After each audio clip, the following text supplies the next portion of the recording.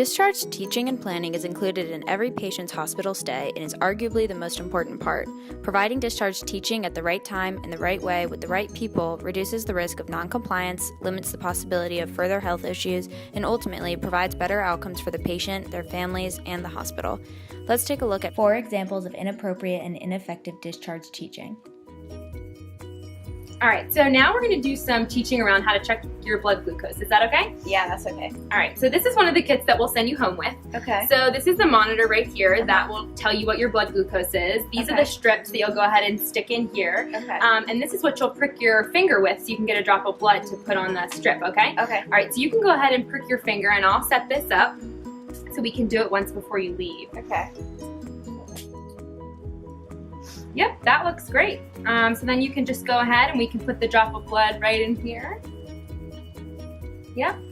And that's how you check your blood glucose. Does that make sense? Enough. Yeah. Yeah, you got it? Yep. All right, good.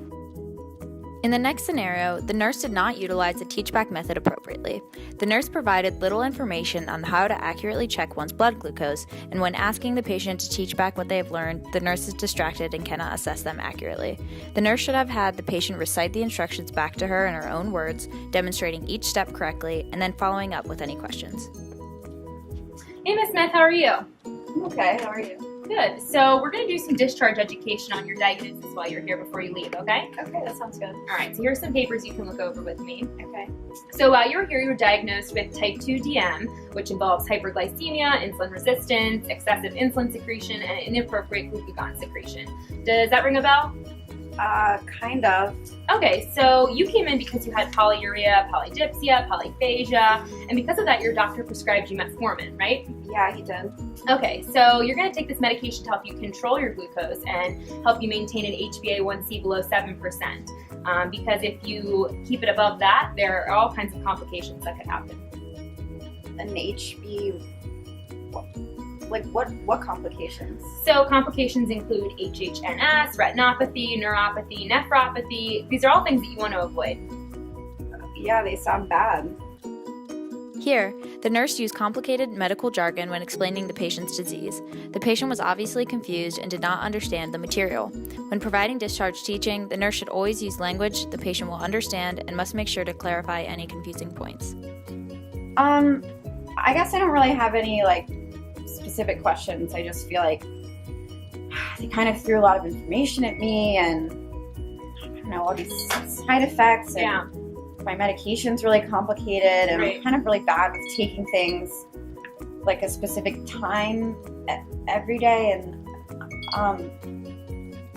I feel like there's a lot of complications. Yeah, no, I understand.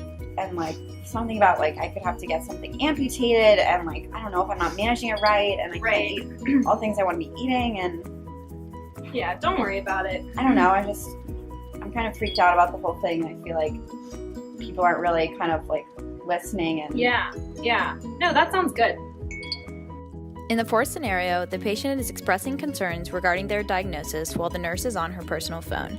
It is never appropriate for a nurse to be using their personal devices while providing discharge teaching. Discharge can be a confusing and sometimes scary time for patients as they transition home, so the nurse must be present and acutely aware of any concerns they may have. Hey, Ms. Smith, how are you? Okay, a little kind of tired. My stomach hurts. Yeah, so we're going to go ahead and do some discharge teaching before you leave today. Is that okay? Can we do it later? I'm on a tight schedule right now, so if we could do it right now, that would be better. And it's really important that you're awake for this, so could you try and wake up? Yeah, I can try. Can you maybe have some medication for my stomach? I don't think that the doctor has anything like that ordered for you, and trying to get him to order that at this point in time would take way too much time. So can we just go ahead and get started? Yeah, I guess that's fine. All right. In this final scenario, the nurse continued to provide discharge teaching despite the fact that the patient was clearly drowsy and physically uncomfortable. Discharge education should never be done until the patient is comfortable, pain-free, and alert. This way, we can ensure they are receiving and retaining all the information they need prior to going home.